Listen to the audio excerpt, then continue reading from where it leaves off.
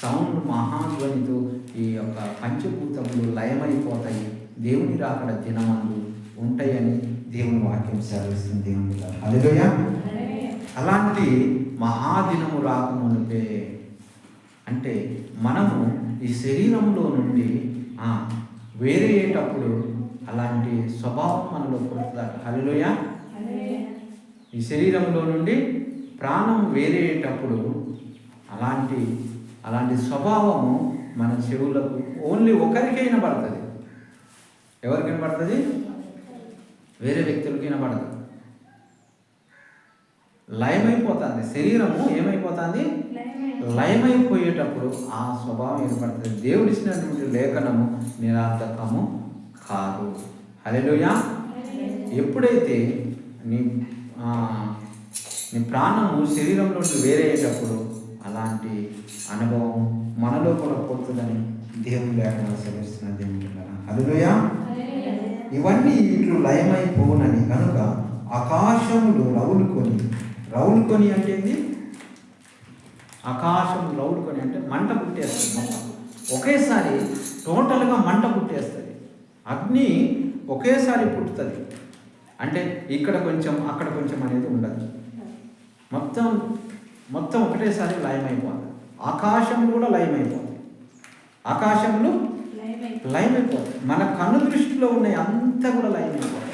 ఆకాశం లయమై సూర్య చంద్ర నక్షత్రములు ఈ సమస్తము ఇక్కడ భూమి సమస్తం కూడా లయమైపోతుంది. గ్రహాలు మొత్తం కూడా లయమైపోతుంది.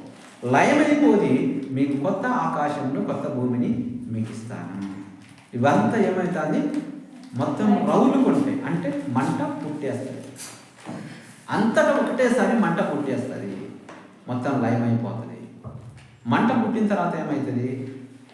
కనుమరుగైపోతుంది. మొత్తం సృష్టి యావత్తు కనుమరుగైపోతుంది.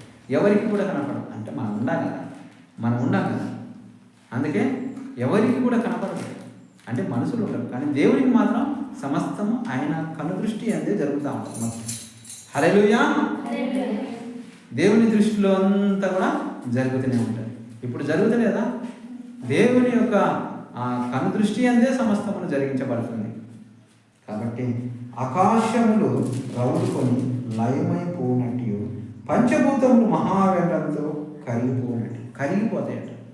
సొదొమ గొమొర్రా పట్టణాలు ఏ విధంగానైతే కరిగిపోయినాయో కరిగిపోయి ఇప్పుడు ఆ స్థలంలో సొదొమ గొమొర్రా పట్టణాల ఆ స్థలంలో ఇప్పుడు ఏముందంటే మృత సముద్రం ఉన్నది. ఆ సముద్రంలో దిగినాక మనం ఎట్లా ఉంటాము? తేలే ఉంటాం. లేదు అక్కడ ఏ స్వభావం లేదు. భయంకరమైనటువంటి అగ్ని సల్ఫర్ కణాలు అక్కడ కురిపించబడుతుంది దేవుడు. హల్లెలూయా.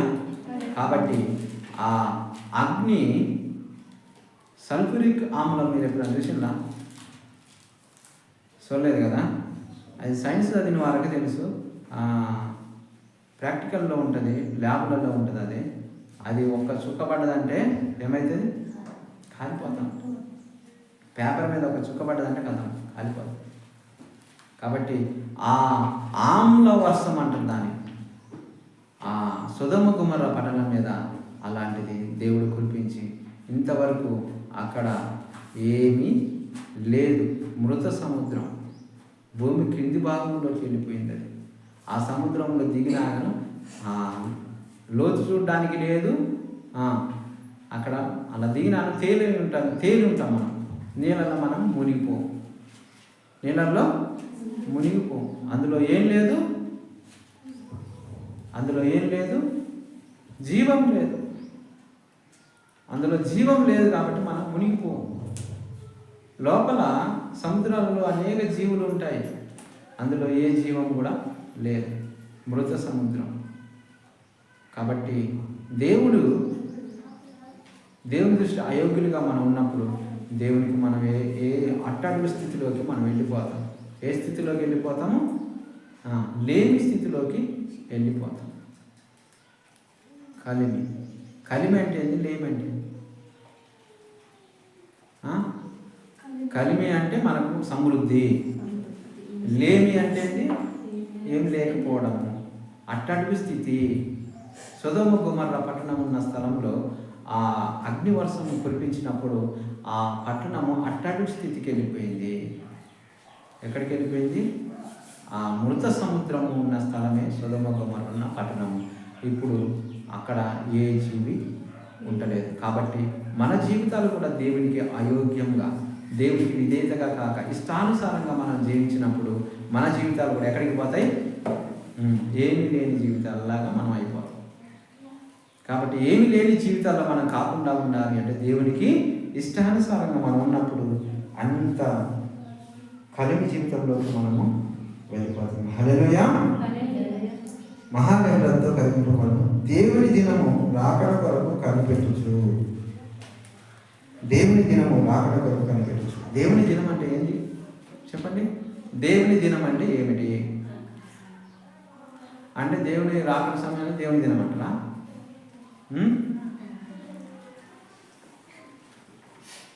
దేవుని దినము మనలను దేవుడు కొనుక్కోబోతున్నాడో అప్పుడే దేవుని దినము, దేవుని సమయము. ఇప్పుడు మీ సమయమే, మీరు ఇష్టం వచ్చినట్టు వాడుకోవచ్చు, ఇష్టం వచ్చినట్టు వాడుకోవచ్చు. కానీ దేవుని సమయం వచ్చినప్పుడు మీరు ఆడుకోవడానికి వీలు లేదు. ఆయన తీసుకొని పోతాడు. ఆడుకోవడానికి వీలు లేదు, ఆయన తీసుకొని పోతాడు. దేవుని దినము అంటే మీరు ఈ శరీరంలో నుండి వేరయ్యే సమయాన్నే దేవుని దినము. మీరు మంచి భాషలో చెప్పాలంటే మరణ సమయము. మరణ సమయాన్నే దేవుని దినము అంటారు. అంటే కనిపెట్టుచు, ఆ సమయాన్ని కనిపెట్టుచు, ఆ సమయాన్ని కనిపెట్టుచు, దేవుని దినము రాకడ వరకు కనిపెట్టుచు, దానిని ఆశతో అపేక్షించుడి. ఆశతో ఏం చేయాలి? అపేక్షించు. మరణం అంటే అందరికి ఇష్టమేనా? ఇష్టమా? భయం. దేవుని బిడ్డ మరణం అంటే మీకు ఇష్టమేనా? నాకైతే ఇష్టం లేదు మరణం అంటే. అర్థమవుతుందా? కాబట్టి దానిని మనం అపేక్షించాలి, ఆశపడి మనం తీసుకోవాలి. దేవుడు ఇచ్చినటువంటి దేవుని దినాన్ని మనం ఆశపడి మనం దాన్ని తీసుకోవాలి. ఆ దినాన్ని మనం దేవుని దినం అంటే మన మరణ దినమే దేవుని దినము. ఆ దినాన్ని మనం ఇష్టపూర్తిగా మనం దేవునికి అప్పగించుకోవాలి. ఎప్పుడు అప్పగించుకున్నారు మీరు? పునరుద్ధానం అంటే మీరు బాప్తిజం చేసుకున్న దేవునికి అప్పగించుకున్నారా? అప్పగించుకుంటే దేవుని చిత్తానుసారంగా జీవిస్తున్నారా? పరిశీలించుకోవాలి.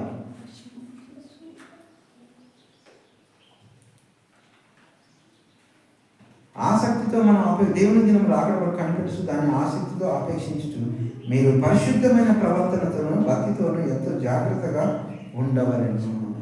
పరిశుద్ధమైనటువంటి ప్రవర్తన, భక్తి అందరూ చేస్తారు.